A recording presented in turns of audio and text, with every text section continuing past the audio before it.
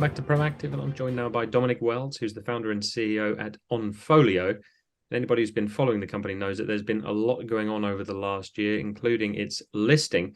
But today we're going to be focusing on something that's flown a little bit under the radar, Dominic, and it's your change of strategy. So perhaps you could just introduce that for us.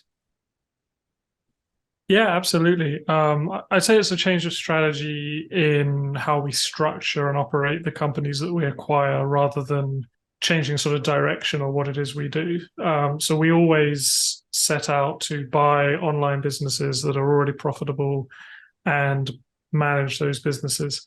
And initially, the kind of thesis was we can achieve operating leverage if we centrally manage all these businesses. And so we buy a business, the same team can run 10 businesses, run 20 businesses.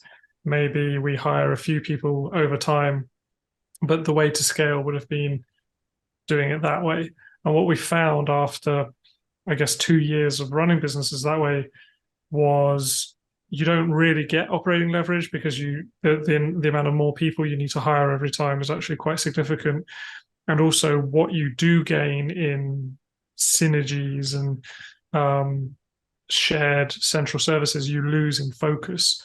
And with online businesses, one of the key things is being able to be nimble, being able to pay attention, being able to keep up with competitors who are just running one business, being able to just be closer to the customers and understanding what their problems are and so on.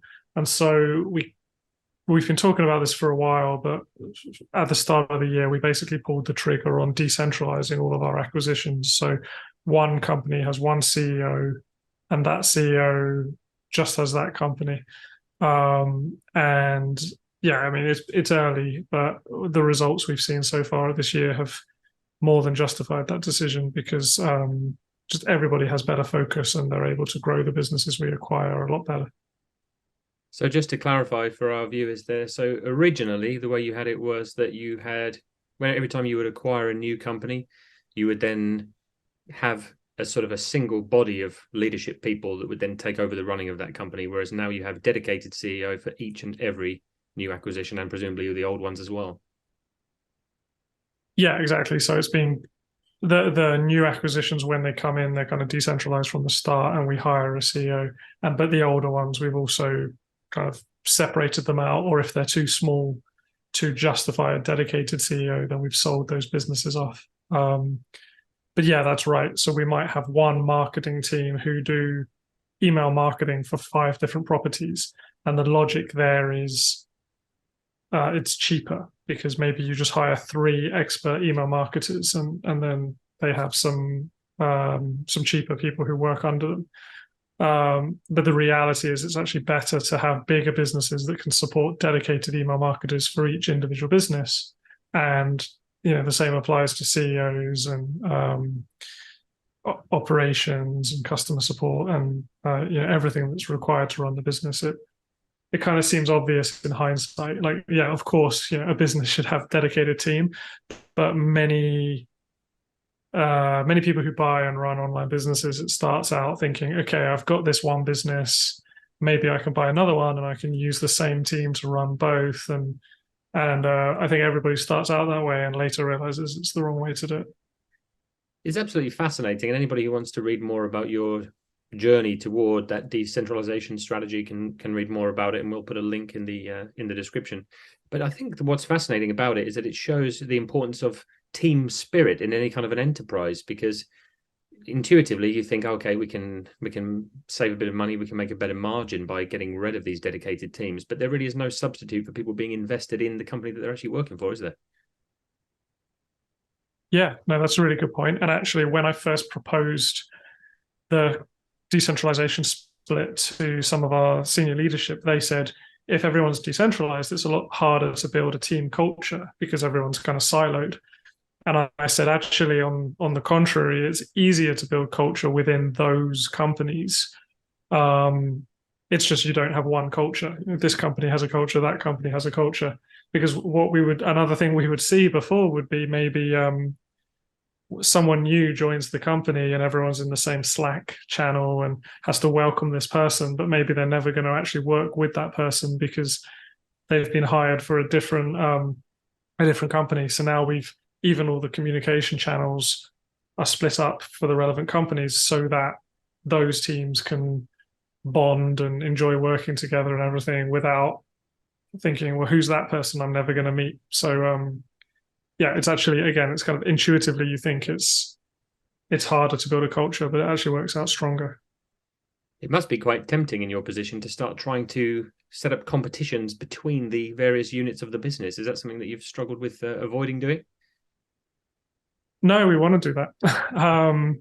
Maybe not. Yeah, certainly among, say, the CEOs, we're going to have a KPI ranking table. And I think it'll be up to the CEOs if they want to share those ranking tables with their own teams.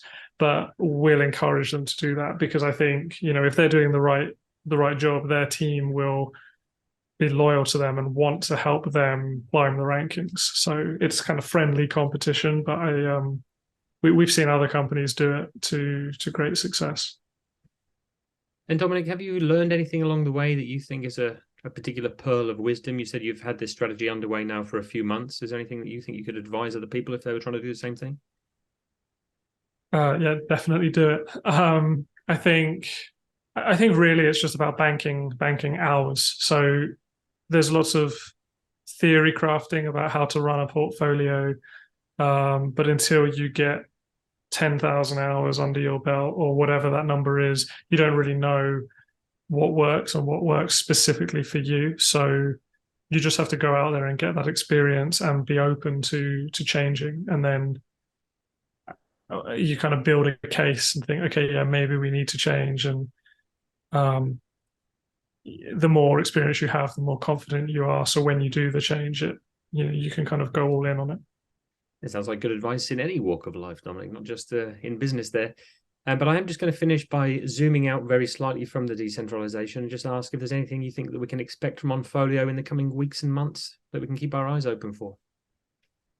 Well, I mean, we have our 10K being published um, sometime in the next few days. Depends when this interview goes out, I guess. But yeah, that's obviously um, a key release because it details all of our earnings for 2022, and you'll be able to see the kind of we IPO'd in August, and how we're describing it is before the IPO was Onfolio 1.0, post IPO is Onfolio 2.0, and so the decentralization kind of fits into that. So yeah, it's kind of like this is the first document where people can see how Onfolio 2.0 is shaping up compared to the previous one. So I think it's a pretty key milestone for people to look out for. Well, we'll keep our eyes peeled for that one, Dominic. But until then, thank you very much for your time today. It's been a pleasure and best of luck for the rest of the year. Yeah, thank you. Thanks for having me.